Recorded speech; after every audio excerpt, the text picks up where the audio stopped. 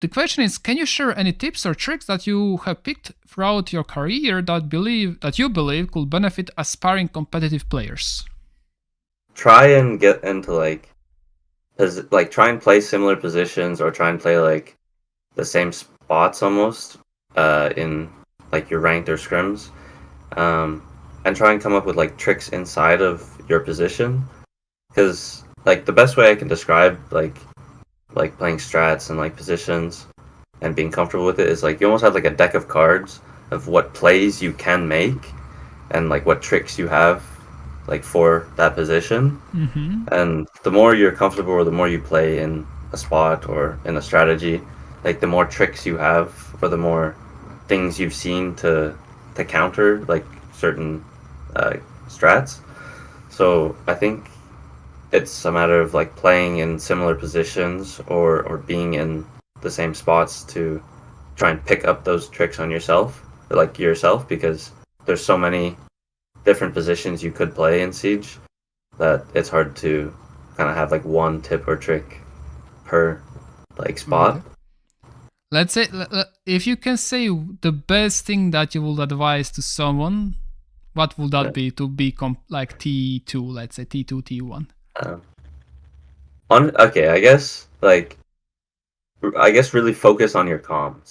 Comms, all right, that's huge as well. Because in ranked you will not learn comms. That's what I can guarantee you.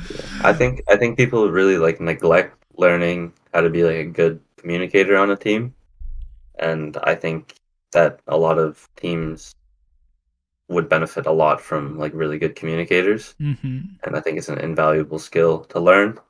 And like, I mean, people will literally pick you up onto a team if you can communicate well, and you don't even need to be like a mechanically gifted player. So IGL will love you if you communicate. That's something that I can. IGLing is very hard. If you have a good shot caller, he's going to love you. That's the connection you will build.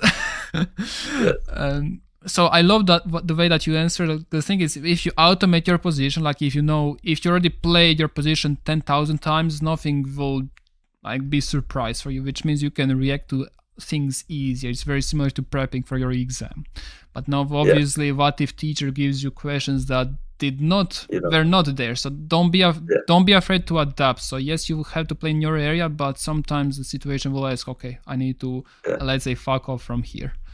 And that's where like you use your better judgment of like, because you've played the positions. Like if you don't think something's going to work, like don't force it to try and work. Like be adaptive and be understanding. And things can go wrong. That's for example probably one of few cards from the deck that you mentioned. Like few decks will say, okay, if this, then I'm going to play from different area. Okay, so next question will be something very similar.